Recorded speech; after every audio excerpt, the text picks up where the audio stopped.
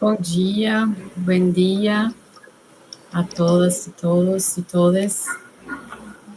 Estamos aquí abriendo una mesa que integra el primer Simposio Internacional de Literatura Comparada y las terceras Jornadas Nacionales de Literatura Comparada, un evento organizado por la Red Internacional de Investigadores de la Literatura Comparada, coordinada por la profesora doctora Lilibet Zambrano, a quien saludo y agradezco por esta oportunidad y por toda esta organización, y también por el grupo de pesquisa de literaturas hispânicas contemporâneas, coordinado por la profesora doctora Tatiana da Silva Capaverde, de la Universidad Federal de Roraima, Universidad Federal de Roraima.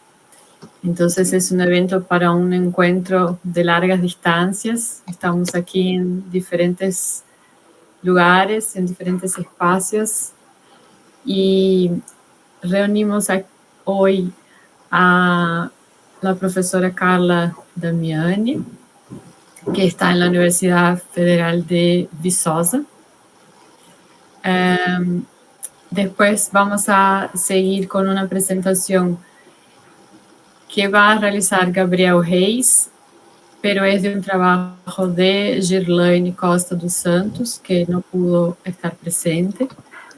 Y después la presentación de Evelyn Fernanda Magueta.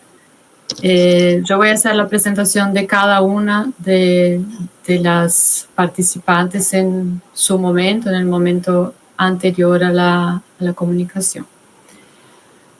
Bom, então, eu passo aqui a apresentar a professora Carla Damiani.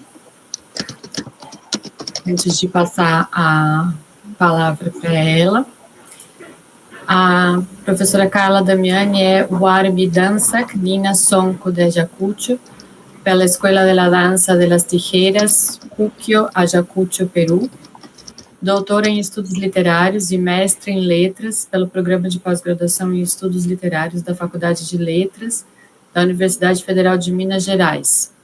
Realizou pesquisas de pós-doutorado na área de Antropologia Visual, como pesquisadora afiliada da Pontifícia Universidade Católica do Peru. Professora no Departamento de Letras da Universidade Federal de Viçosa, Minas Gerais. Docente, pesquisadora no Programa de Pós-Graduação em Literatura e Cultura da UFBA. É pesquisadora na área de estudos literários, estudos da performance, teatro e dramaturgias e literaturas e culturas andinas. E é líder do grupo de pesquisa Rede de Estudos Andinos. Bom dia, Carla. Passo a palavra para você fazer sua apresentação. Bom dia, Eleonora. Buenos dias a todos que nos acompanham. Estou muito contenta de integrar esta programação e saludo e agradeço por la coordenação del evento a la professora Lilibet Zambrano. Eu creio que sigue sendo muito desafiante reunir uma diversidade tão grande de investigadores, instituições e poder celebrar a diversidade de apresentações que estão integradas a este evento.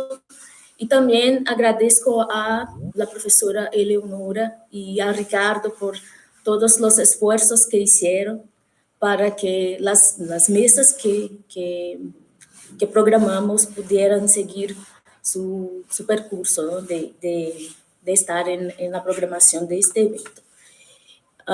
Y también saludo a los compañeros que están en la mesa para presentarse, a Evelyn y a Gabriel, que sustituía a Girlaine para presentar su trabajo de investigación. Voy a compartir la pantalla de mi presentación porque hay unas imágenes y algunas cuestiones que están en énfasis para mejor programar los problemas, ¿no? de esta actual investigación. A ver, la performance de la memoria, ya.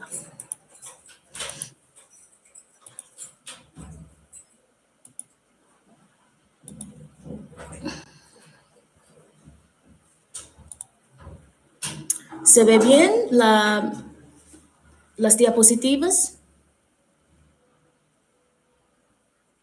Ahora ya no los veo, por eso les pregunto si está todo bien para que pueda seguir. Sí, se ve bien. Entonces, es la primera vez en que me presento representando el Departamento de Letras de la Universidad Federal de Viçosa, esta institución a la cual estoy vinculada hace menos de un mes. Y también algo que es muy reciente es la presentación del libro del cual voy a hablar, las autobiografías de Gregorio Condori Mamani y Assunta Quispe Huaman, desde la problemática del testimonio y de los retos que están relacionados a la traducción de un texto con esta densidad para otro idioma, específicamente para la lengua portuguesa, porque fue esta labor que desarrollé junto con dos estudiantes en la Universidad Federal de Bahía. Esta labor empezó como entre 2014 y 2015, empezamos desde la exploración de la temática, del texto, del mapeo semántico de los testimonios, y luego, después de casi 3 años, desarrollando planes de trabajos específicos con duración de más o menos 12 meses, cumplimos la tarea de traducir los dos testimonios, ¿no? Los testimonios de Gregorio Condori Mamani, son 14 capítulos, y los 4 capítulos más de los relatos de Assunta Quispe Huaman. Esta es la traducción que salió por la editora de la Universidad Federal de Bahía, con el fomento, ¿no? con el apoyo del programa do Programa de Apoio à Pós-Graduação, da CAPES, que é uma agência de fomento de Brasil, e através de um edital, pudimos concretar, ¿no? este proyecto, que es la publicación de la traducción de los testimonios. Con la traducción vuelve a aparecer cuestiones que están implicadas en este proyecto. Por ejemplo, lidiar con las autorías que están involucradas en ella, ¿no? Los sujetos de la enunciación. Los dos principales, que son Gregorio y Assunta. Gregorio Condori Mamani fue un cargador de soga, ¿no? un oficio que se trataba de cargar mercancías y trasladarlas desde el mercado de San Pedro hasta las casas de las personas, y Assunta, que cumplió varios roles de trabajo semiservil en casas de personas en el Cusco, de las décadas de 50 hasta 70, hasta llegar a ser cocinera en el mercado de San Pedro. Y su testimonio está marcado en esta fecha, ¿no? Fueron recopilados durante este periodo en que estaba cumpliendo el rol de cocinera en el mercado del San Pedro. También están involucrados los dos antropólogos. Son fotos, hay una foto en que ya aparecen algo mayores, pero cuando hicieron el trabajo de compilación de las narraciones, estaban como jóvenes, una joven pareja de antropólogos que al inicio recogen los testimonios con el fin de ofrecer material para la producción de un documental de Luis Figueroa, que fue un cineasta muy conocido en el Cusco por haber filmado la primera película totalmente en quechua, Cuculí. Y el documental El Cargador, de 1974, es resultado de este trabajo de compilación de los relatos de Gregorio especialmente, porque el documental tiene énfasis en la condición servil de este trabajo. y la exploración del trabajo del cargador. Entonces, este testimonio empieza a partir de un registro para transformarse en un registro visual, tiene este aporte de registro antropológico, porque más que el capítulo que habla de la condición de cargador en la que estaba Gregorio, cumple también la función de reunir estos otros capítulos que hablan de la infancia de Gregorio, de los distintos trabajos que tuvo que pasar en la fábrica, del periodo en que fue al ejército. O sea, son 14 capítulos en que narra episodios de su vida atravesada por una condición de subalternidad, ¿no? Y desde ahí entiendo los testimonios en su totalidad que forman las biografías como una performance política, ¿no? Una performance política por presentar una calidad de experiencia de vida en que hay denuncia, en que hay registros epistemológicos de las culturas quechuas, de las culturas y también insumos lingüísticos epistemológicos muy importantes que sí al inicio fueron desafiantes para nosotras en la investigación y traducción de los testimonios, luego se convirtieron en potenciales puntos para explorar cuestiones de la cosmopercepción quechua a partir de la memoria, ¿no? Del rescate que hace de la recuperación de su memoria personal y también colectiva. La recepción de los testimonios desde su primera edición en 77, el documental es de 74, luego los 14 testimonios de Gregorio más los 4 testimonios de Asunta van a ser publicados en 77 y a posterior su recepción genera un interés por conocer y por traducir estos relatos para otros idiomas. Entonces, hay traducción para el inglés, para el japonés, para el alemán. Aquí les presento algunas de estas ediciones. Eso ocurrió antes de los 80. La traducción que hicimos en NUFBA, un poco que recupera la importancia de este contexto en que ofrecen los testimonios y toda discusión que entonces en este momento era importante para la crítica latinoamericana, ¿no? Con la idea del testimonio que surge desde la Casa de las Américas y el interés por las historias de subalternidad. Entonces, a partir de Silvia Santisteban, que es una teórica peruana, una crítica teórica peruana, ella nos presenta una idea que es muy afín a la idea en que acogemos el testimonio en Latinoamérica, como esta forma discursiva construida sobre una base de veracidad, en tanto que narra hechos que han sido vividos por él o la testimoniante. Se escapa de la ficcionalidad, pero no de la literariedad de hecho. ¿Y por qué para nosotros es afín? Porque el trabajo el tratamiento que los antropólogos dieron a los testimonios contó con el apoyo de Enrique Paravicino Rosas, que es un novelista cusqueño que en la época también les ayudó a tratar estas grabaciones, ¿no? Los testimonios fueron recogidos en la oralidad, en lengua quechua, luego fueron traducidos para la forma escrita y al español, al castellano. Las ediciones anteriores y las que tuve contacto, tienen los dos textos, el texto en quechua y el texto, son ediciones bilingües.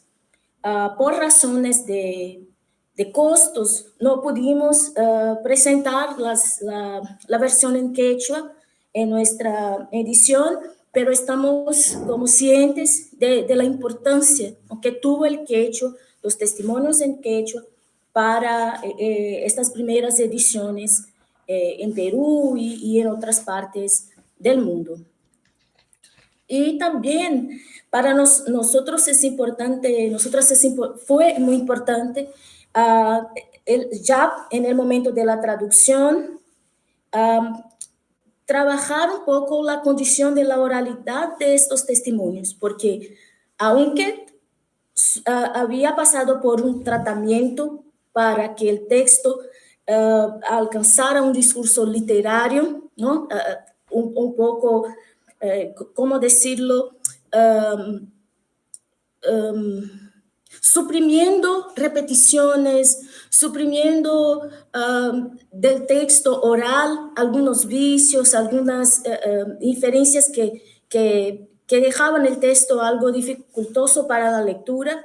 No era esa la intención de los antropólogos. Entonces hicieron un tratamiento para que el texto tuviera un discurso más fluido. Aún así, las marcas de la oralidad estuvieron presentes en estas ediciones anteriores. Y en la que trabajamos, que fue una edición de 2014 de SEX, una editora del Cusco, fuimos marcando en el texto todas estos trechos, estas partes del texto en que tuvimos también que trabajar la persistencia de la oralidad. Y fue un momento en que elegimos por mantener algunas de ellas por la condición propia de los sujetos que están enunciando para mantener esta vivacidad del texto en su condición oralidad. ¿Y por qué consideramos los aportes de Conejo Polar, de Antonio Conejo Polar, sobre la condición de la escritura en los Andes, ¿no? Que él dice, no es solo un asunto cultural, es además, y tal vez sobre todo, un hecho de conquista y dominio, de modo que este debe ser el contexto que marque todas las reflexiones sobre el tema. Entonces, ahí, si fuéramos a ofrecer un tratamiento para suprimir estas marcas de oralidad, estaríamos repitiendo este hecho de conquista, este hecho dominador en relación al discurso, al lenguaje y a esta performance que es tan potente, ¿no? En los testimonios de Gregorio y de Asunta. También trabajamos la condición inicial, ¿no? de la memoria individual de los sujetos que se enuncian, desde ahí enfatizando el noja, ¿no? La primera persona del idioma quechua, el yo, y también la memoria colectiva que va a aparecer sobre todo cuando Gregorio enmarca una enunciación desde su condición de cargador, porque como consecuencia, y un poco el capítulo en que habla de su condición de cargador, no lo está haciendo solo por sí mismo, sino por una condición que era de varias personas que como él, o mejor, explico, una condición de migrantes, ¿no? De migrantes de lugares de las regiones más interioranas del Cusco, que migraban al Cusco, que es una capital de la región, del departamento, para trabajar como cargadores. Era una forma de sobrevivir. Dormían en la calle, y eso él va a narrar y va a denunciar esa condición de cómo los migrantes vivían en la Cusco, en la ciudad. Y entonces no canches, nosotros, cargadores, va a aparecer con una fuerza más evidente para que luego se organicen como una asociación. Entonces, en el mismo capítulo aparece la idea de constituir una asociación de cargadores. O sea, hay un tratamiento también de conciencia política acerca de la necesidad de garantir derechos para estas personas que vivían en condiciones de mucha vulnerabilidad social. Bueno, entonces, ya para la performance, entiendo la denuncia de su condición de cargador, la exploración del trabajo que está presente sobre todo en este capítulo, pero en los capítulos anteriores vamos a encontrar registro de saberes y comportamientos culturales, el vínculo con la cultura y la lengua quechua surge a partir de cuando habla del calendario festivo, de los espacios de peregrinación religiosa, de su relación también con sus esposas, con sus esposas, con las mujeres en que tuvo alguna relación, y también por la inscripción de una actitud política a partir de la enunciación representativa de sujetos que vivían en aquella condición, no solo cargadores, pero también hay otros tipos de oficios, ¿no? Muy marginales, ¿no? Los que no solo cargadores, sino empleados, una condición servil de trabajo que era muy particular de la época. Hay un trecho del testimonio. Desde que soy cargador, día tras día, desde las 5 de la mañana empiezo a trabajar cargando en el mismo mercado central o del mercado a las casas. Aunque no es mucho, siempre hay para la casa desde 20 o 25 hasta 70 soles por día.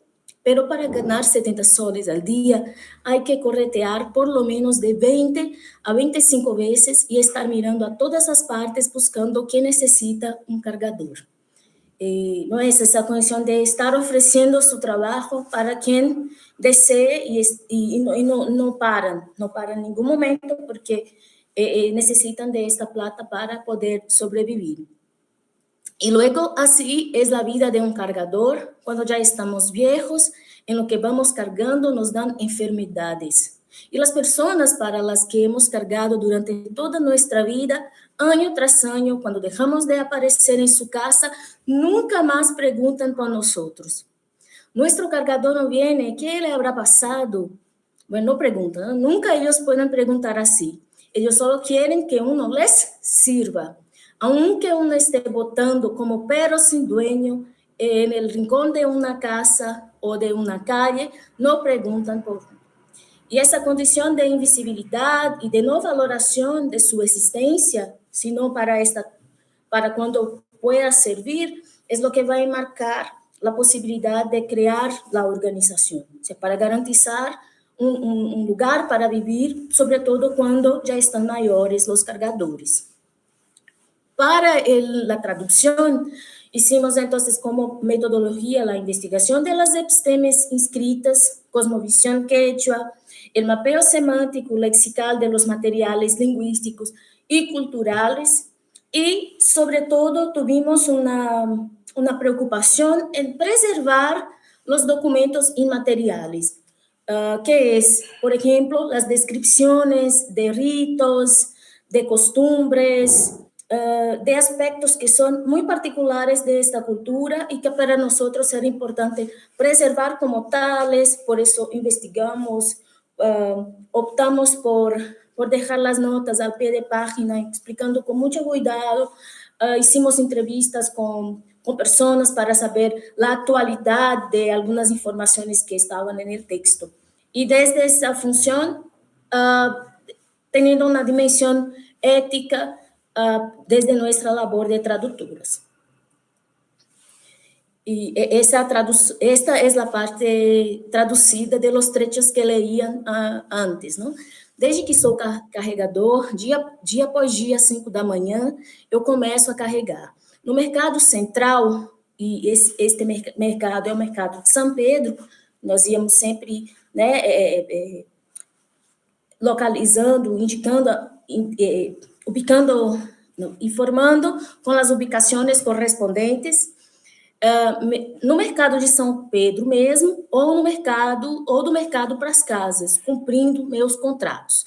E por que chamamos de contratos? Porque en el momento del texto, Gregorio menciona que había como personas que tenían la costumbre de, solían servir. O sea, eran personas que siempre cuando hacían sus compras en el mercado, este era mi cliente, entonces tenía con él un contrato de siempre cargar sus cosas. A carga é variada, pode ser um pacote de pão ou roupas, até caixotes, cestas de produtos alimentares ou sacos de batatas. Isso depende da força, mas sempre tem que desafiar a força. Embora não seja muito, sempre tem um dinheirinho para casa, de 20 a 25, até 60 soles por dia. E mantivemos, né, a moeda da época, que é uma moeda vigente até hoje, mas não domesticamos a moeda. Mas para ganhar 70 soles em um dia, é preciso fazer entre 20 e 25 carregamentos e ficar olhando para todos os lugares procurando quem precisa de um carregador. E o outro trecho, vida de carregador é assim, quando a gente está velho e continua carregando, a gente pega doenças. E as pessoas para quem carregamos durante toda a nossa vida, ano após ano, quando deixamos de aparecer, não perguntam pela gente. Nosso carregador não veio, o que terá acontecido com ele? Nunca que eles perguntam assim. Eles só querem que você sirva. Mesmo que você esteja jogado como um cachorro sem dono em um canto de uma casa ou de uma rua, eles não perguntam por você. As considerações finais considerações, hasta el momento, porque creo que a partir del lanzamiento del libro, de la publicación, voy a recuperar algunas cuestiones que fueron importantes en el momento de la traducción y que ahora puedo revisitarlas con una nueva mirada. Entonces, ¿cuáles cuestiones fueron importantes para fines del proyecto, para la finalización del proyecto? Las cuestiones étnicas, de clase, de género presentes en los testimonios. Por ejemplo, no exploramos tanto la condición de género que está asociada a Asunta, que es la mujer de Gregorio, y creo que es importante explorar un poco más, ¿no?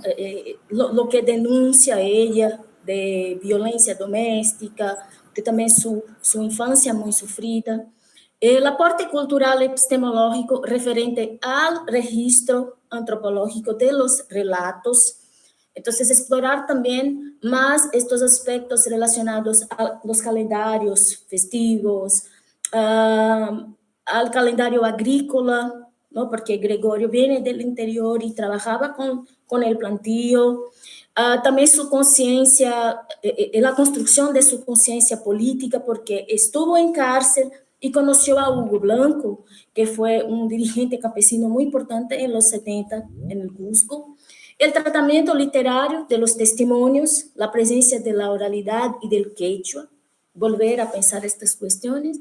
Y por fin, la pervivencia de la condición subalterna de los dos personajes. Un poco trayendo la reflexión que él hace para los días de hoy, ¿no? Pensarlo como los testimonios aún tienen una pertinencia muy importante para pensar la valoración del trabajo de migrantes en las ciudades, en las grandes ciudades del Perú.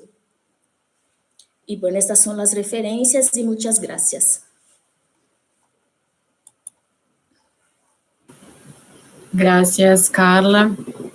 Es un trabajo muy importante, ya hemos tenido la oportunidad de hablar sobre él en otra ocasión, pero al final, después de las presentaciones, hacemos una sección de preguntas y comentarios, ¿sí? Sí, gracias. Voy a hacer la presentación de Girlaine Costa dos Santos, que, como expliqué antes, no pudo estar presente por una cuestión de salud. Entonces, Gabriel Reis va a hacer la lectura de su trabajo. Mientras esté presentando el trabajo, Gabriel, yo voy a poner aquí en el chat el enlace para la lista de presencia. Entonces, Girlaine Costa dos Santos es doutoranda do Programa de Pós-Graduação em Literatura e Cultura da Universidade Federal da Bahia, bolsista da Coordenação de Aperfeiçoamento de Pessoal de Nível Superior, CAPES.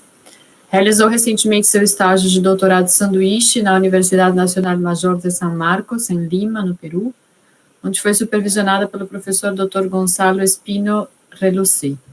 É mestre em literatura pela Universidade Federal da Bahia, licenciada em letras vernáculas e espanhol pela mesma universidade. Integrante da rede de estudos andinos e desenvolve o projeto de pesquisa Trabalhos sobre a Dor, uma tradução dos testemunhos de Hasta Cuando Tu Silêncio, Testemunhos de Dolor e Coragem. Então, Gabriel, passo a palavra para você. Buenos días. Antes que nada, quiero disculparme por presentarme en portugués, aunque hoy es Día de los Namorados, San Valentín, aquí en Brasil. Todavía me estoy acostumbrando al español y espero que pronto nos enamoremos. Pero yo voy a hacer la presentación, compartilhar.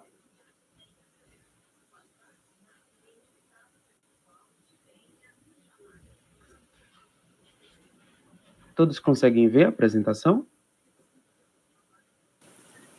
Sim, mas veja se você consegue colocar em tela cheia, que está aparecendo só aquele modo de apresentação onde a gente vê todos os slides ao lado, sabe? Pronto. Agora? Ainda não, mas acho que vai dar, vamos ver se dá.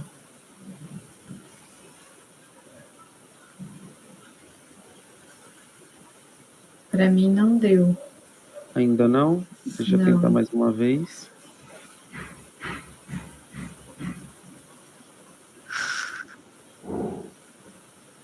Agora foi? Não. Vocês estão vendo como eu ou só eu que estou vendo assim? Ricardo, está por aí? Sim, Eleonora. Sim, é necessário. Tá.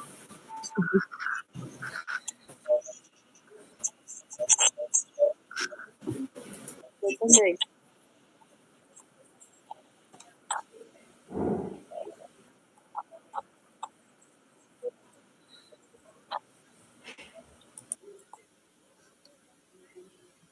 Agora já aparece para vocês? Eu cliquei aqui e abriu.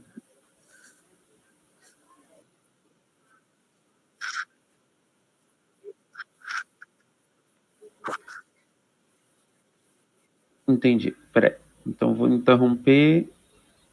Pedir para apresentar.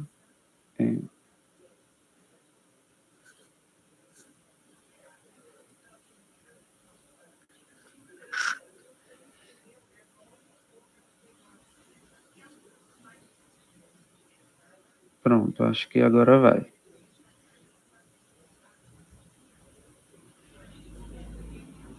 Agora vocês conseguem ver? Agora sim. Obrigada. A Girlane me passou um material para leitura. Eu vou seguir esse material aqui para vocês, tá? O tema do trabalho é a performance do trauma, tradução de testemunhas desde a perspectiva dos estudos andinos no Peru, as mães da ANFACEP. O testemunho tem ocupado um lugar relevante na produção literária no século XXI.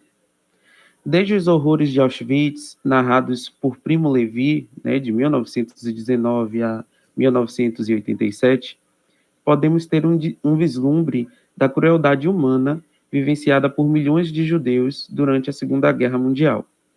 As experiências traumáticas apresentadas através do testemunho expôs ao mundo narrativas de dor nas quais homens, mulheres e crianças foram despojados de sua condição humana e colocados numa posição de total desprezo e desumanidade. Aquele que sobreviveu a essa condição sente-se na obrigação de trazer à memória os momentos traumáticos vividos por si mesmo e por aqueles que compartilhavam da mesma dor, mas que não puderam voltar para contar. De acordo com o escritor Márcio Seligman Silva, Os sobreviventes são herdeiros não só de violências tentamente apagadas, mas, literalmente, de cadáveres insepultos que eles portam na tentativa de exumá-los e, finalmente, poder entoá-los, enterrá-los, simbolizá-los. Dar voz àqueles que foram silenciados pela violência passa a ser um compromisso dos sobreviventes e de uma forma para prestar uma homenagem aos mortos pela crueldade humana. Contar os horrores presenciados por eles simboliza uma forma de desabafo. Eles representam exemplos únicos daqueles que viram de perto atrocidades inomináveis. Eles portam essas verdades e são tratados como porta-vozes. Pensando nos conflitos vivenciados na América Latina, podemos observar também experiências traumáticas vividas por inúmeras pessoas, as quais foram vítimas de morte, torturas e desaparecimentos forçados. Aqui em nosso continente, além de desempenhar um caráter de pronúncia da opressão do outro, expor experiências de dor, possuir um papel particularmente subversivo e desmentir a ideologia dominante, o registro escrito dos testemunhos contou com a intervenção de outras pessoas, a mediação de um sujeito letrado, intermediário, mediador, para realizar a transcrição e produção de uma obra baseada nos relatos de um sujeito marginalizado. Gabriel, desculpa te interromper, só uma dúvida. A gente está questionando se você está passando os slides ou não é para passar no momento mesmo? Porque ficou parado no primeiro. Isso, é o primeiro mesmo, ainda vou entrar. Então tá, desculpa te interromper, só porque ficou essa dúvida. Obrigada. Mas é bom para a gente testar, eu vou pular para o segundo e ele tá... Deu certo, sim. Pronto. Quando for o momento vai dar certo, sim. Obrigada. Vemos isso desde o testemunho de Rigoberta Menchú. Me llamo Rigoberta Menchú e assim me nasceu la consciência. E aqueles narrados pelas mulheres da ANFASP, Associação Nacional de Familiares de Sequestrados, Detenidos e Desaparecidos del Peru, grupo formado, em sua maioria, por mulheres, mães afetadas pelo conflito armado interno, o CAI, ocorrido no Peru entre os anos de 1980 e 2000. Esse período marcou negativamente a história do Peru, pois durante 20 anos a região andina do país foi cenário de inúmeras atrocidades e crimes contra os direitos humanos, que, de acordo com os dados apresentados no informe final da Comissão da Verdade e Reconciliação entre 2001 e 2003, resultam em mais de 69 mil peruanos mortos ou desaparecidos pelas mãos de grupos subversivos e por agentes do Estado. A ANFASEP iniciou o seu ativismo por meio da CAI a partir de 1983, ano no qual a senhora Angélica Mendonça de Escarça, mais conhecida como Mamã Angélica, que é essa que tem na foto aqui no primeiro slide, ela, muito mais conhecida como Mamã Angélica, teve o seu filho, Arquimedes, levado de casa numa madrugada daquele mesmo ano, né, conforme nos conta em um testemunho que eu vou ler um trechinho. Meu filho era tranquilo, não se metia em nada. Nessa mesma noite, quase às 2h30 da madrugada, bateram na minha porta. Era 2 de julho de 1983. Nesse momento eu pensava, quem bate à minha porta a essas horas? Quando dei conta, os militares já tinham entrado pela parede. Alguns estavam encapuzados, outros sem capuz. E havia um carro do exército parado em minha porta. Quando entraram, nos fizeram levantar e todos diziam, onde está? Onde está? Quem? Em seguida, começaram a vasculhar toda a casa. Fizeram uma desordem, mas não encontraram nada. Nenhum antecedente, nada. Então, os militares me disseram, vamos levar o teu filho. Aí meu filho disse, quase em segredo: "Não se preocupe, mãe. Não tenho nenhuma culpa. Vou sair."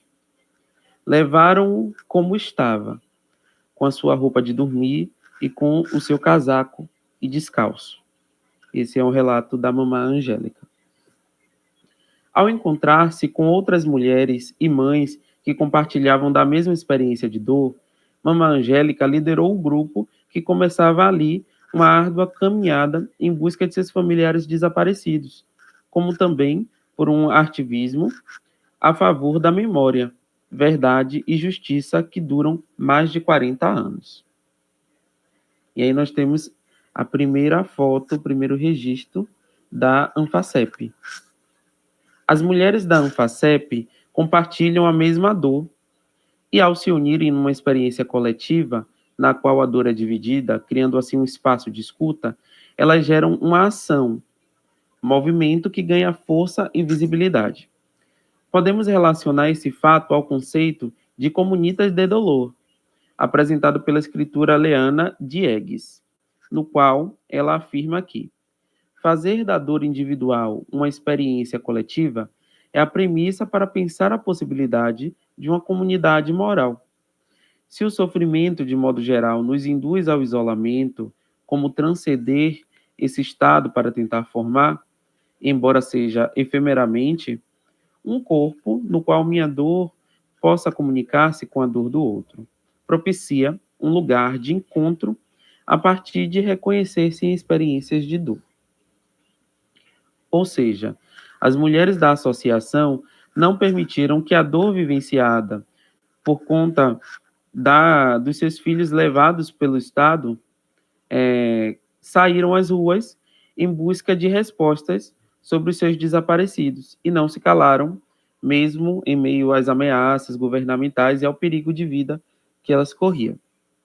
Algumas dessas vivências de dor encontram-se reunidas no livro Hasta Cuando Tu Silencio, Testemunhos de Dolor e Coraje.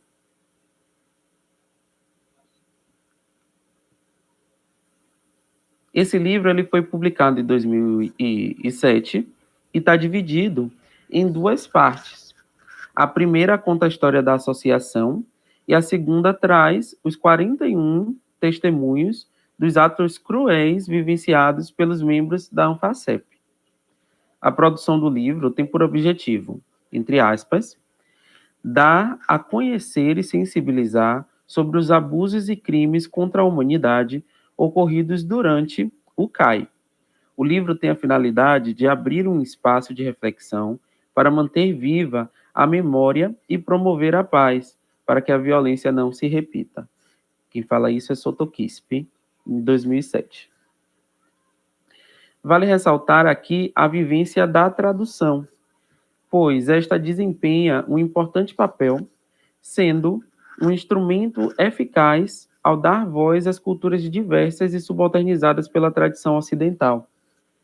A tradução contribuiu grandemente na transcrição dos testemunhos, experiências e questões traumáticas posteriores à divulgação para o mundo, podendo visibilizar as vozes silenciadas e inferiorizadas desde o período colonial, como também contribuindo para com as políticas de memória.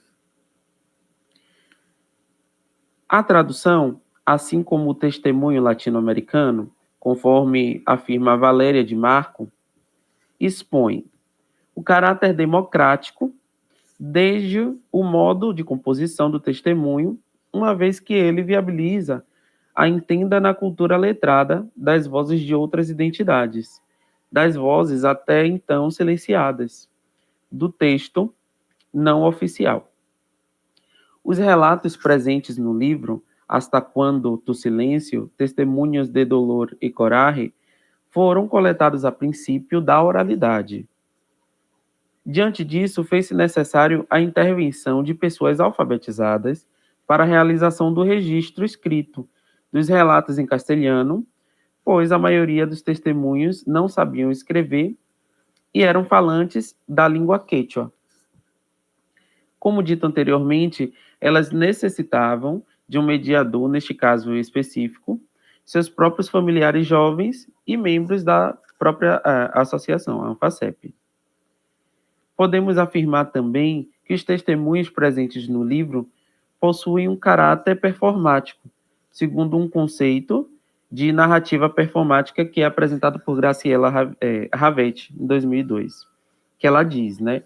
Considero performativa a narrativa que apresenta um cenário no qual um ou mais sujeitos aparecem em processos de atribuição, com referentes explícitos à realidade material, sendo por isso identificáveis, mas nas quais os comportamentos narrados, afinal trata-se de comportamentos sociais, são, no mínimo, transgressores quanto à forma normal social vigente. Além de dar voz à cultura andina, silenciada pelo discurso hegemônico, os testemunhos da Anfacep são transgressores, pois partem da oralidade, denunciam a violência e os tratos desumanos sofridos durante o CAI, como também a ação violenta perpetrada pelas forças do Estado peruano, responsáveis pela maioria dos abusos e violências cometidas durante o conflito. A leitura dos testemunhos da Anfacep permite nos conhecer em sua totalidade de história, compartilhar a sua dor, como também a possibilidade de levar as suas vozes a outras culturas através do processo da tradução e dos relatos para a língua portuguesa. Esse trabalho é desenvolvido na pesquisa em que Girlane tem desenvolvido durante o doutorado. E aí eu vou passar algumas imagens, tanto da organização, da Anfacep, e das mulheres que permeiam essa instituição. Lá eles têm um museu da memória, onde eles guardam esses fragmentos, assim como também eles fazem os relatos a punho e registram toda a história desse massacre. Aqui estão mais imagens desse museu. E dentro, bacana observar também que dentro do próprio museu existem essas cabines que são de simulações, né, dessas violências sofridas. Então, as narrações, elas também se espalham para outras formas de arte. Então, a gente pode ver aí uma escultura que representa um desses massacres. Aqui estão as fotos dos filhos dessas mulheres que foram levados pelo regime, assim como seus pertences, e as fotos das componentes da Anfacep. E o santuário que elas mantêm até hoje para poder fazer os seus levantamentos. É isso, eu agradeço pela oportunidade também de representar Girlane com esse trabalho belíssimo e desejo um ótimo dia a todos.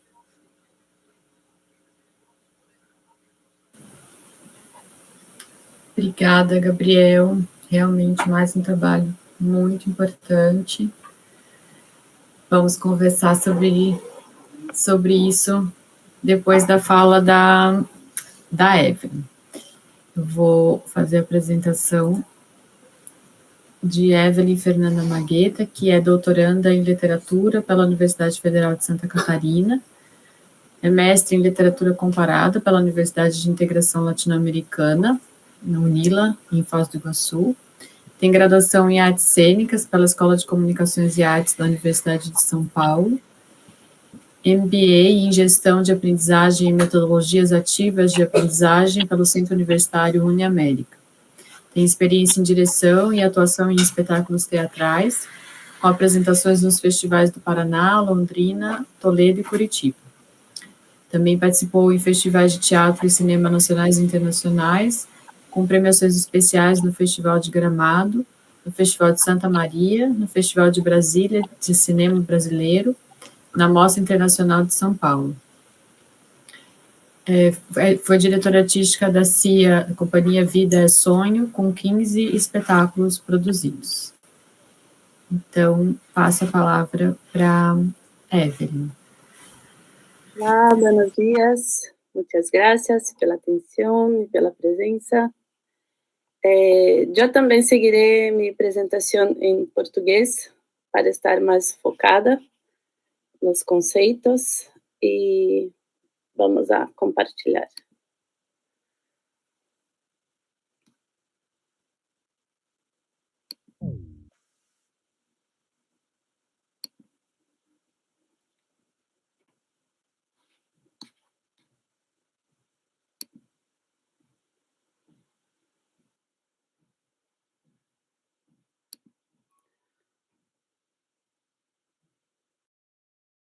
Avisarem se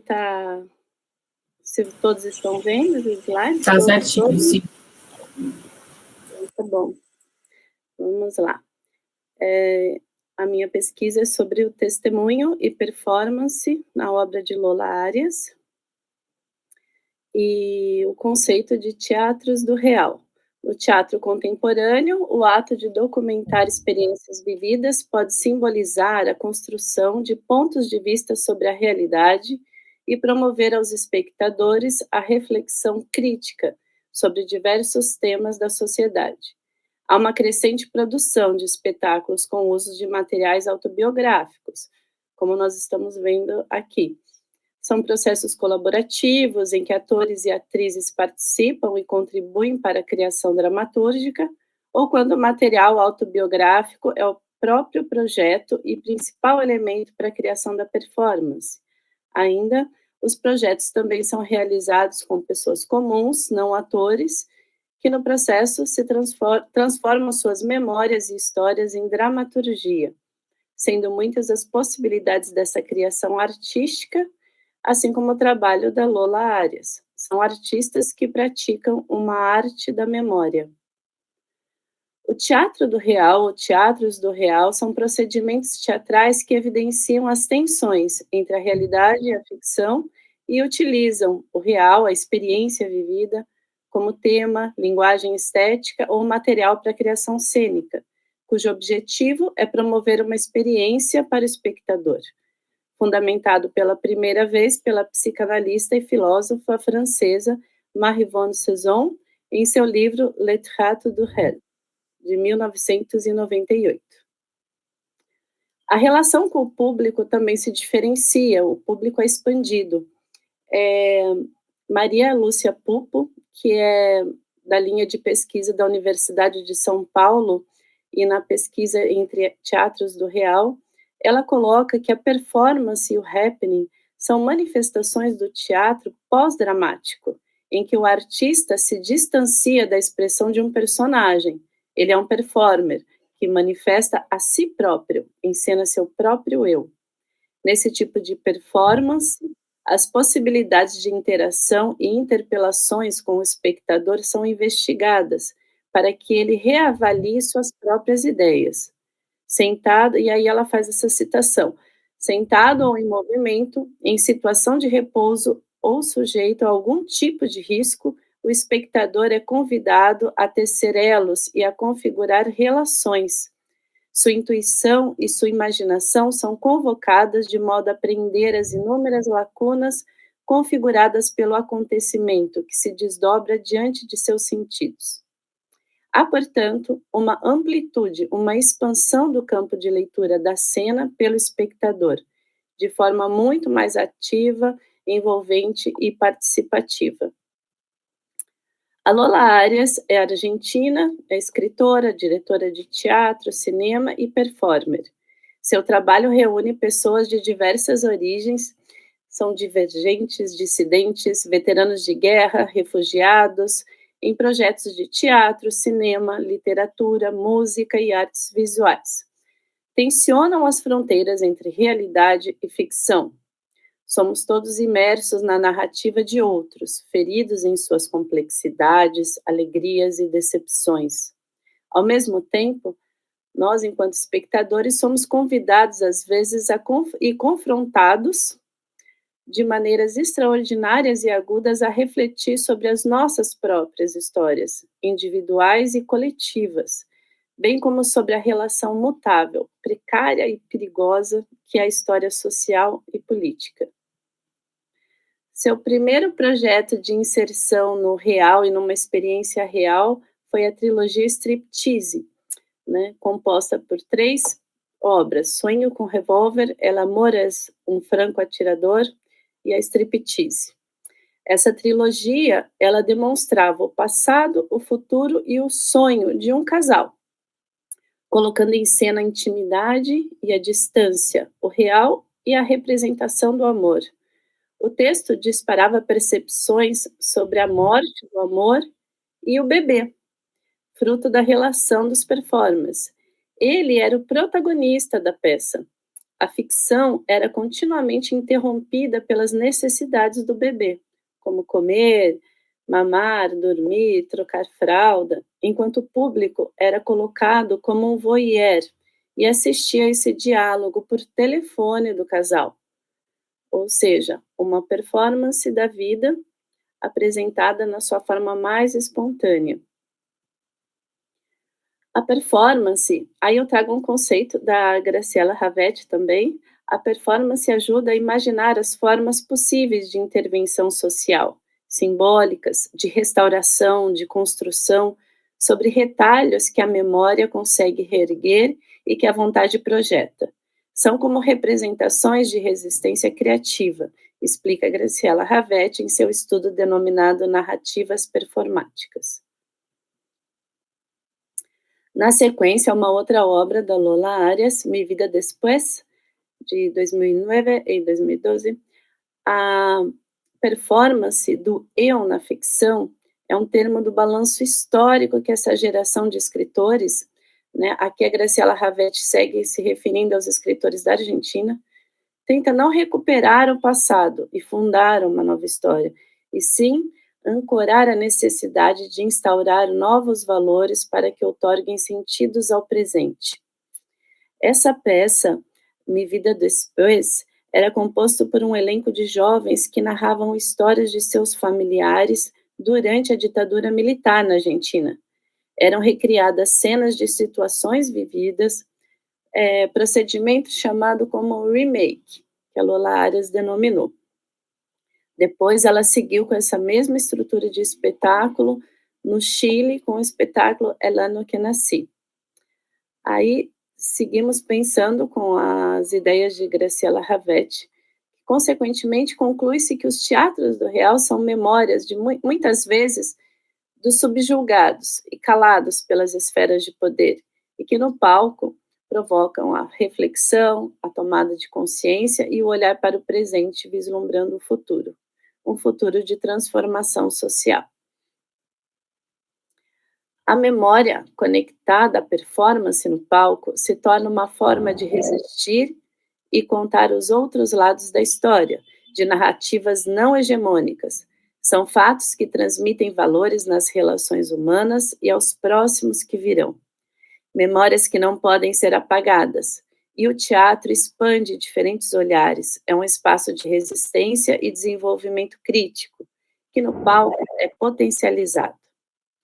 Na performance, foram apresentadas histórias de vida ensinadas pelos seus próprios autores, criadas a partir de suas vivências e experiências, com novas possibilidades de encontro com a plateia. Campo Minado foi um outro espetáculo da Lola Arias, de 2016, que se iniciou com a ideia de uma conferência performática. Resultou no espetáculo teatral e numa obra cinematográfica, o filme Teatro de Guerra, composta por depoimentos dos participantes, acompanhados de uma banda musical formada por ex-combatantes da Guerra das Malvinas, tanto ingleses como argentinos. A perspectiva era investigar os efeitos colaterais da guerra na vida desses veteranos, os desastres, seus fracassos e, sobretudo, as consequências que a guerra havia causado nas pessoas e na sociedade, para além de abordar os dois lados do conflito, reunindo antigos inimigos, argentinos e ingleses, promovendo novas relações entre eles. Esse trecho que eu quero exibir para vocês é a parte do processo de making off da seleção, que ela fazia entrevistas com esses ex-combatentes para formar esse elenco e verificar o interesse deles em contar e vivenciar suas histórias no palco. Vamos ver se dá certo aqui.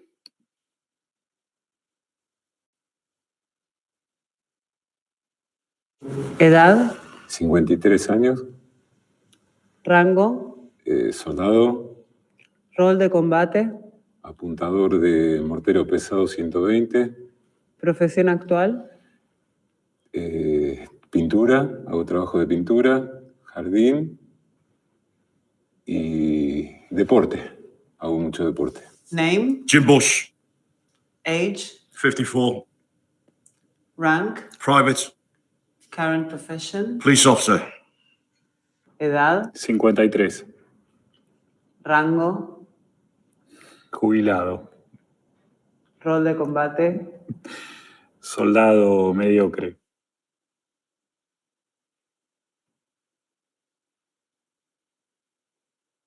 Esto es una manta de la que usábamos, un pullover que encontré en nuestras posiciones. Nosotros habíamos muchos soldados que teníamos 2 pares de borseguí y bueno, algunos todavía hay en el campo de batalla, ¿no? As we had some prisoners, we took their equipment from them. Some of the stuff they had were cameras. We were told to seize cameras and take the films out.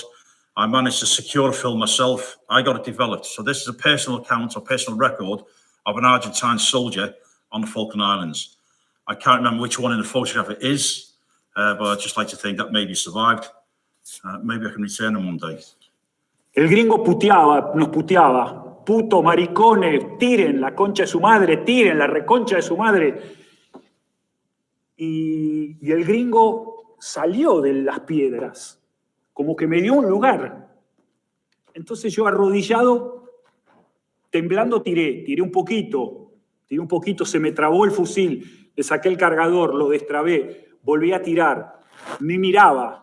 Cerraba los ojos, temblaba. We couldn't afford to take prisoners on the battlefield because we were moving forward and we only had enough men to fight the battle.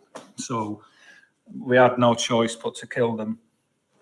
And because we were so hungry during the battle, we started with nothing in our stomach. So what we actually did, we went into the trenches and all the Argentinian soldiers had were tins of corned beef.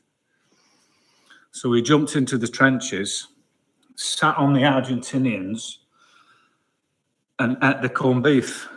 And to this day, I've never touched a tin of corned beef because it reminds me of killing people. Lo agarramos, yo me meto abajo del agua, lo agarro del cinturón y entre los dos lo levantamos. Pero, pues, ¿estás bien? Le pregunto, me dijo que sí, y ahí es donde nos quedamos sentados. Después nos sentamos en la balsa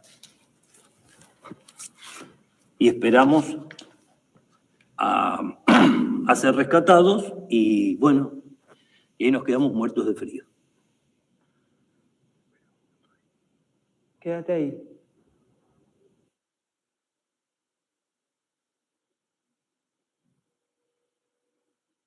Si fueras el protagonista de una obra de teatro sobre la guerra, ¿qué rol te gustaría hacer? El de la estrella, el del protagonista.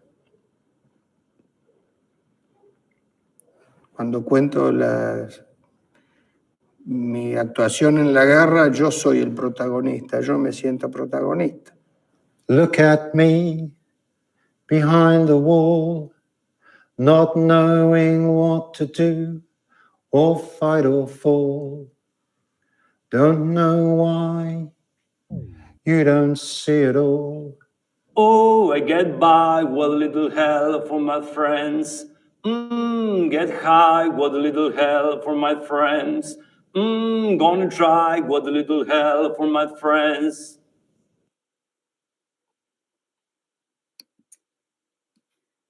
É isso. Muito forte esse relato deles e a parte do processo, né? Então, seguindo a ideia, esse processo de investigar a memória dos ex-combatentes foram conectados aos estudos de A Lei da Assman, sobre os caminhos de se chegar à memória, e a Mnemoteca, a investigação dos processos de recordação, como a escrita, as imagens e as memórias corporais. A escrita é parceira da língua, da oralidade, porém armazena coisas diferentes em comparação ao que faz as imagens. O corpo funciona como um meio, na medida em que os processos psíquicos e mentais de recordação são ancorados de maneira tanto somática quanto neural, dependendo da adaptação que ocorre. Assman denomina como estabilizadores da memória a língua, o afeto, o símbolo e o trauma. Atlas dos Comunismos, Arias levou um elenco composto por pessoas de diferentes idades, entre crianças e idosos, para reviver histórias da Revolução Russa, o conflito entre a Alemanha Oriental e Ocidental, e a queda do Muro de Berlim. Os espetáculos da Arias tratam de uma ação reparadora, uma reparação histórica, ao dar voz aos esquecidos e transmitir ao público a experiência de ex-combatentes, aliviando-os de uma certa forma e demonstrando que todos os envolvidos numa guerra saem com consequências, independente dos lados, entre vitoriosos ou derrotados. Aqui também trouxe um trecho do espetáculo, para vocês terem uma ideia, pelo elenco ser composto de pessoas tão diversas e em diferentes idades. Vamos ver se ele carrega.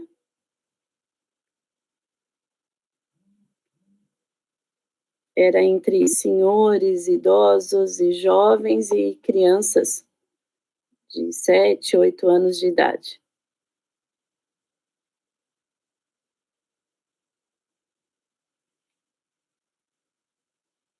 Como ele está demorando para carregar, eu vou...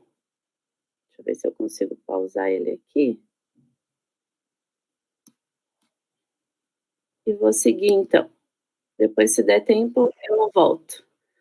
O último espetáculo que eu analiso, que faz parte da minha pesquisa do doutorado, é Língua Madre, da também Lola Arias, criado a partir das narrativas sobre a maternidade.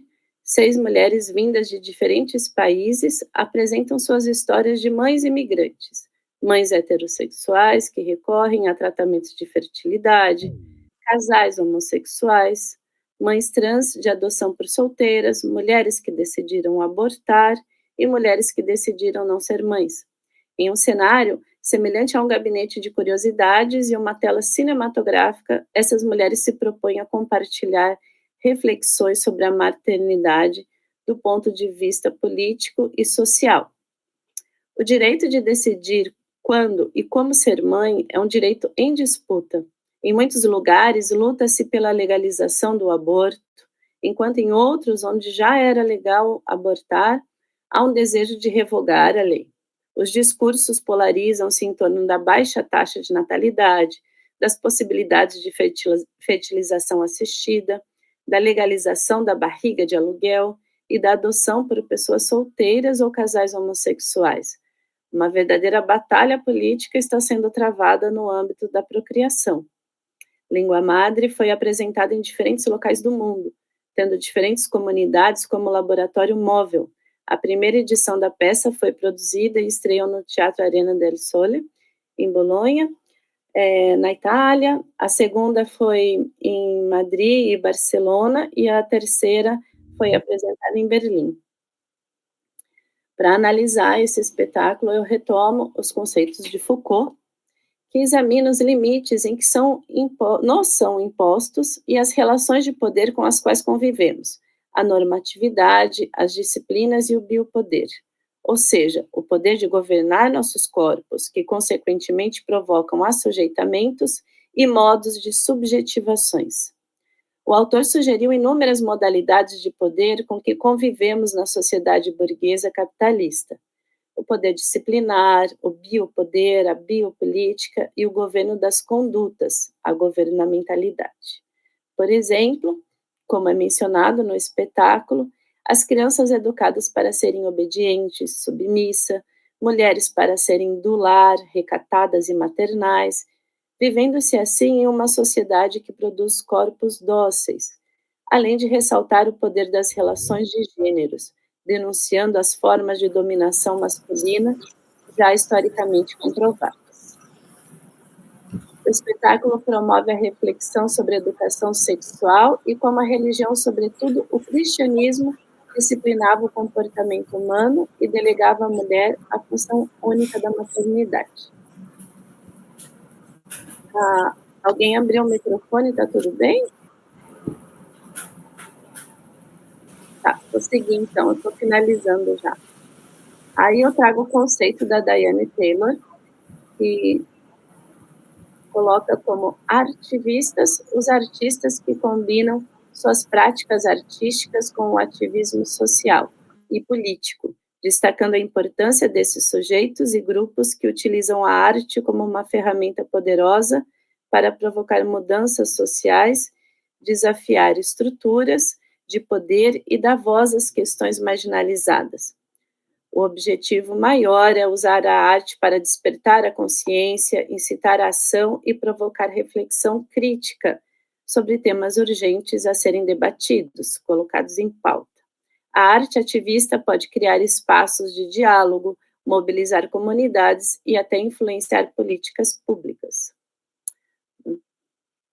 Entre as performances do elenco, tem essa figura trans, né? E aí, para a gente analisar, ela fez a transição e depois, quando teve um relacionamento, decidiu, né? Ela nasceu feminina, fez a transição, mudou o nome, um nome masculino, e depois de uma relação ela decidiu engravidar, né? E coloca todo o relato e a dificuldade que ela tem, né, inclusive de registrar o seu bebê com o seu nome social. E aí eu trago a teoria queer, que também herda de Foucault a desconfiança em relação às normas. Ambas as abordagens criticam os processos de normalização que marginalizam práticas e identidades, ao mesmo tempo que alertam para os riscos de reforçar essas normas ao tentar apenas incluir os diferentes nos moldes existentes. A teoria queer, especialmente pensada por autores como Preciado e Butler, é uma continuação crítica do pensamento Foucaultiano, radicalizando sua proposta de entender as subjetividades como efeitos de regimes históricos e políticos de poder. Mais do que reivindicar identidades, ela interroga as formas como essas identidades são produzidas, reguladas e vividas, muitas vezes buscando estratégias de resistência e de reinvenção. Nesse caso, o teatro é uma delas. E aí eu vou concluir com a Diane Taylor, que a performance é uma prática e uma epistemologia, um fazer criativo, uma lente metodológica, uma forma de transmitir memória e identidade e uma maneira de compreender o mundo. E deixa um pensamento aqui, que até os leões têm os seus próprios historiadores, as histórias da caça continuarão a glorificar o caçador.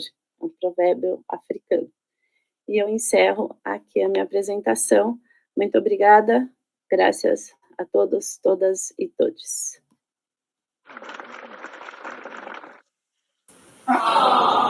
Obrigada, Evelyn.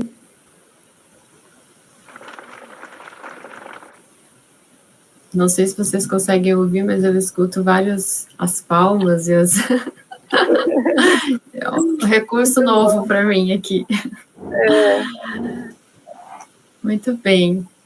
Então, eu vou fazer um comentário aqui para relacionar um pouco, articular as falas, mas já vou dando um tempinho para vocês também pensarem e colocarem as suas questões. Quem quiser colocar alguma questão, algum comentário pelo chat, pode fazer isso. Ou também pode usar o recurso de levantar a mãozinha e ligar a câmera, o microfone. Também é bem-vinda essa presença da voz, da imagem. Então, eu achei muito interessante, pensando nessa articulação. Bom, agora eu saí falando em português, né? Mas vou manter, mas a gente pode transitar aqui entre o português e o espanhol. Mas eu acho que essa relação mesmo de pensar o testemunho, de pensar esse espaço de voz e de escuta, que está presente no trabalho da pesquisa da Carla, que é antecedido pelo trabalho dos antropólogos, né? Que está presente no trabalho da Gelaine e na própria reunião das mães da Anfasep, que está presente no trabalho da Evelyn, quando pesquisa a Lola Arias, que também abre esse espaço de escuta de testemunhos, e isso fica mais claro em alguns exemplos, né? Nos exemplos do Mi Vida Después, Campo Minado e Atlas de Comunismos, né? Me parece que fica mais clara essa relação da escuta de testemunhos de sobreviventes de situações de guerras e catástrofes e conflitos, né? Que é aí a linha, digamos, que se tece entre todos os trabalhos apresentados aqui. E como que, por sua vez, a tradução é um desdobramento, digamos, né? Uma forma de recolocar, reperformar e difundir isso. E quando a Carla fala, por exemplo, dos testemunhos do Mamani, como eles foram traduzidos para tantas línguas, né? Como isso circula, como se dá conhecimento muito através da tradução, então a importância política também, né, da tradução nesse sentido. E não só via tradução, mas também outras formas entendidas aí como práticas artísticas e culturais amplas, como, por exemplo, o teatro, né, esse teatro do real, essas dramaturgias promovidas aí pela Lola Arias, que é também um trabalho de criar, né, criar a partir de, né, criar a partir desses testemunhos e de alguma forma tornar isso uma nova, né, um novo modo de difusão, de disseminação e portanto, também de experiência estética para quem lê ou para quem é espectador, para quem lê no caso da tradução, para quem é espectador no caso do teatro, né? Mas também essas experiências estéticas que são também experiências de reflexão, né? Todas elas convocam a reflexão e a um tipo de posicionamento também, né? Diante de tantas questões que são apresentadas muito duras, né? De memórias, de processos históricos muito complexos, essa atualização nos torna, né, como espectadores e como leitores, de alguma forma, partícipes e nessa convocação de ter, né, um sentimento, uma reflexão, uma opinião sobre aquilo, né, uma postura ética. Então, achei interessante pensar um pouco como modo de articulação das três falas, essa questão mesmo, né, de como os trabalhos de pesquisa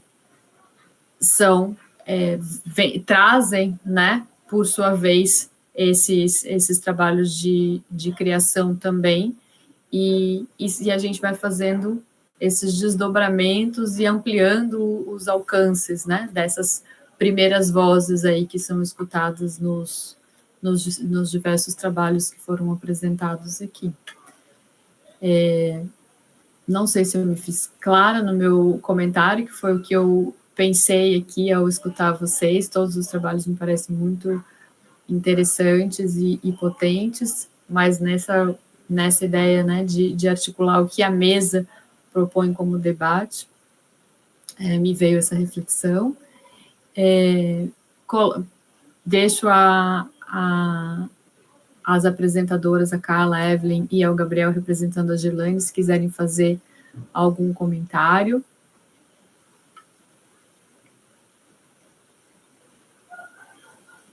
E deixo também para vocês poderem fazer as suas questões, comentários no chat. Vou dar uns segundinhos.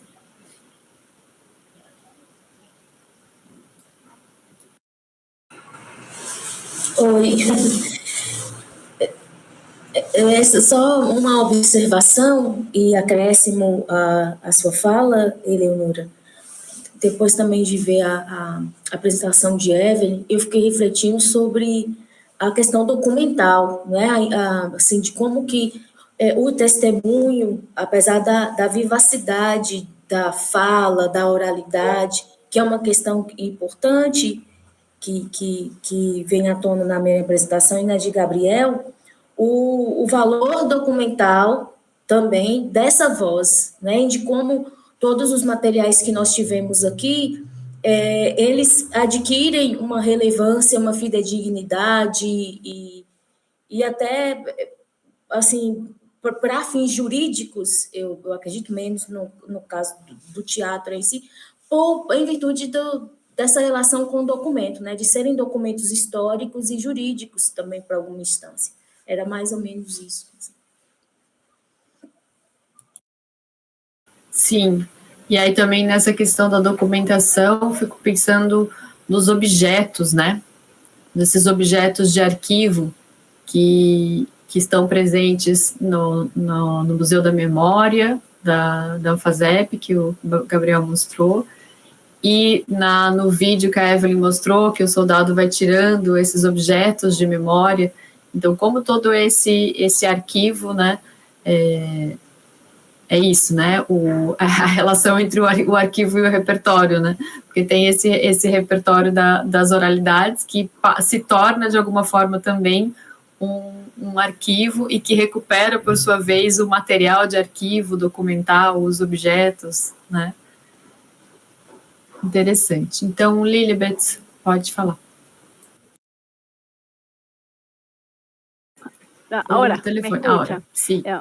No quiero agradecer. No se escucha. Ahora sí. Sí. Es que sin querer había cerrado el micrófono en vez de abrirlo. Quería dar las gracias a cada uno por estas estupendos trabajos muy interesantes para los estudios del performance en su relación pues con el testimonio. Me parece muy interesante porque cada una de las presentaciones apunta hacia aspectos muy importantes y que expanden, ¿no? El estudio sobre la relación justamente entre el testimonio y el performance. Por ejemplo, Carla efectivamente nos habla de esa tensión que existe dentro del testimonio, esa tensión entre la oralidad y la escritura, ¿sí? Me parece muy interesante porque, y al mismo tiempo como esa voz se corporeiza, ¿sí? Se convierte justamente en un cuerpo que habla, en un cuerpo que transmite la vivencia, el dolor y al mismo tiempo muy interesante. Se cerró de nuevo el micrófono. Tengo mi libreta aquí y pulso sin querer. Mil disculpas. Decía que es muy interesante lo que Eleonora, la profesora Eleonora decía a propósito justamente de esos archivos de la memoria que quedan estáticos, inmóviles, ¿no? Y cómo los repertorios, estos testimonios, repertorios, transforman justo esa idea de los archivos como registros inmóviles, diría como cosa muerta de los archivos, ¿no? Para justo mostrar esa fluidez de los repertorios, esa movilidad de los repertorios a partir justo de esa nueva forma de transmitir el cuerpo a partir de la voz. Hablaba la profesora Carla de la enunciación, ¿no? De los sujetos de la enunciación, de cómo se posicionan cada uno de esos cuerpos y cómo justo presentaban esos discursos de la memoria como discursos, digamos, más activos, como discursos que forman parte de la vivencia, o sea, que transmiten a través del cuerpo, a través de la voz, la vivencia, que no es lo mismo. Por eso me parece muy interesante cuando ella hablaba a partir de lo que para Antonio Cornejo Polar es justamente la escritura, ¿no? Más que un hecho cultural, es un hecho de conquista, es un hecho de dominio, ¿sí? Y de transformación justamente de esos archivos muertos de la memoria que más bien pretenden, actúan como una suerte de lugares, de cementerios, ¿no? De la memoria que depositan a la memoria y la dejan allí sin vida, sin ninguna fuerza, sin ninguna potencia, mientras que estos repertorios, estos testimonios, tienen una potencia muy importante porque ese carácter performático justamente de estas voces, ¿no? Tanto de ella como de él, en el caso de esas, además de la manera como ellos movilizan esa memoria individual hacia lo colectivo, me parece realmente muy potente. Por otro lado, está la memoria del trauma, el testimonio del trauma, el testimonio de los secuestrados, de los detenidos, ¿sí? En el trabajo, en el mismo trabajo que nos presentaba Girlain a través de Gabriel, me parece también muy interesante porque justo se habla o ella habla desde la traducción justamente de estos testimonios, ¿no? Disculpen.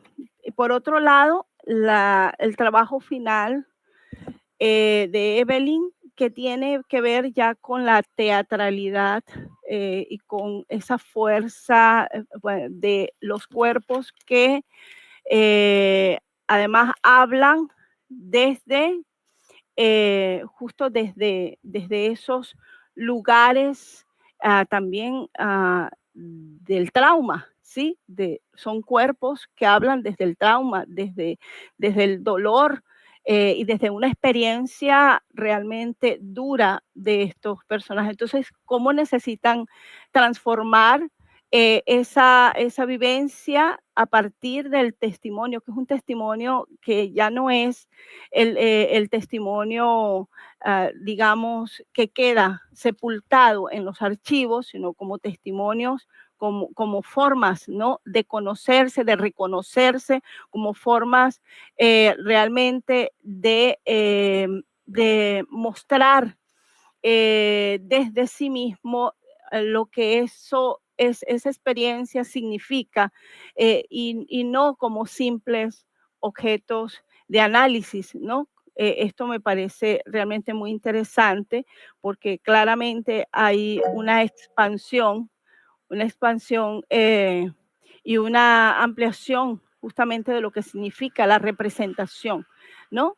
Por eso, muy interesante la relación más bien con la intervención, como el cuerpo, la intervención del cuerpo, la intervención social del cuerpo, la intervención social de la voz, que necesita escenificar su propia experiencia para mostrar justo estas narrativas performáticas que son tan potentes y muy, muy interesantes. Bueno, eso grosso modo realmente me parece muy interesante cómo estos cuerpos que testimonian se convierten en medios activos y significativos, ¿no? Para comunicar sus vivencias, sus experiencias, sus traumas, y cómo además el testimonio permite a estos cuerpos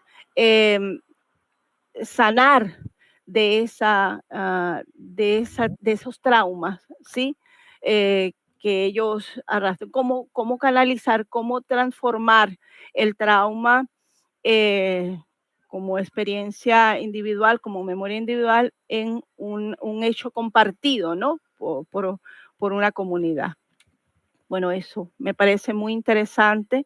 Realmente, además, como se trata en todos los casos de performance, en la voz justamente de Diana Taylor, ese concepto de los performance incorporados, ¿no? Como el cuerpo o como estos sujetos activan la voz, el cuerpo, para formar parte justamente de ese juego, digamos, de esa participación, de esa intervención social, ¿no? A partir de sus propios cuerpos. Bueno, muchísimas gracias, de verdad. Muy complejo, es muy interesante, porque además son estudios, los estudios de la performance, y todo lo que ustedes han traído acá son estudios que normalmente no son los estudios que se hacen dentro de la academia tradicional, hegemónica, ¿sí? Y esto justo rompe con esos espacios hegemónicos de la academia. Felicidades. Gracias, Lilibet. Evelyn quiere también hacer un comentario.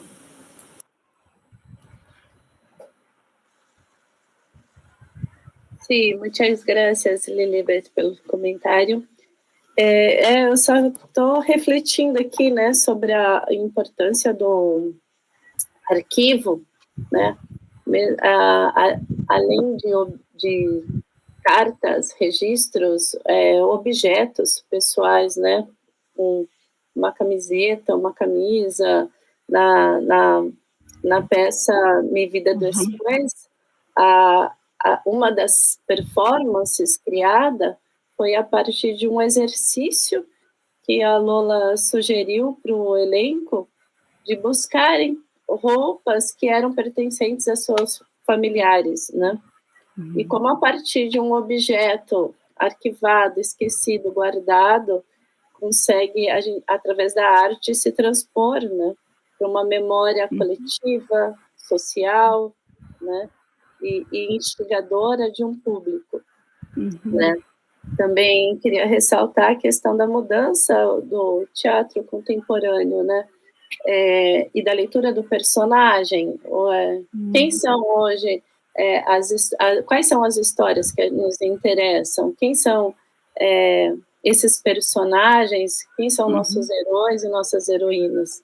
Na verdade, a gente está vindo, né, para a realidade, para as experiências vividas, né? E essa é o grande panorama do teatro contemporâneo. E a relação com o público também se transforma quando o público é expandido e convidado, né, a refletir, a desenvolver um processo de conscientização para levar isso a um grande número de pessoas, né? Uma tentativa muito forte, né, e muito genuína de transformar o público para que esses problemas, esses erros e essas guerras não se repitam, apesar da gente ainda estar enfrentando tantas guerras no mundo hoje, né?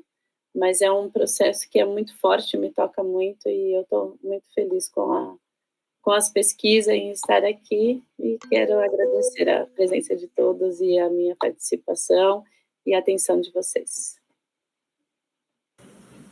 Obrigada, Evelyn. Pode falar, Gabriel. Eu queria fazer um comentário para contribuir. A minha pesquisa, ela está em outro hemisfério. E aí, escutando, estando grupo de pesquisa, de fato, em estudos andinos, tem dado uma sobriedade muito grande à minha pesquisa, em entender que a América do Sul, ela tem essa potencialidade em conseguir fazer esse contraponto quanto à ciência escrita, né, com os seus processos orais, arquivistas, e esse contraponto ele se faz não só importante nesse aspecto de promulgar os heróis, como a professora trouxe, e também de fazer essa constituição nacional, né, mas também como de alargar uma perspectiva de futuro, né, a partir disso a gente consegue, de fato, sair de uma perspectiva somente de mazelas, né, de fuga dessas mazelas, mas para uma perspectiva de produção futura muito interessante. Legal, Gabriel. Depois, outro dia, a gente vai ouvir mais sobre a sua pesquisa propriamente, né? Diga, Lilibet? Não? Tá. Alguém mais gostaria de falar, de fazer algum comentário, que a gente já está a 10h40, nossa previsão acho que era encerrar 10h20, então, na verdade, podemos encerrar, mas não quero suprimir a possibilidade de fala se alguém quiser. Mas acho que é isso, então. Agradeço a presença de todas e todos. Carla, pode falar, então. Não, foi equívoco. Eu queria fazer a reação para ouvir também. A reação da plataforma. É muito interessante. Tá bem. Explorando aqui, né, os recursos. Eu estava aqui também, poxa, eu também queria bater palma. Então tá, gente. Então, vamos encerrar essa mesa. Depois, às 12, né? Às 12 horas, Brasil.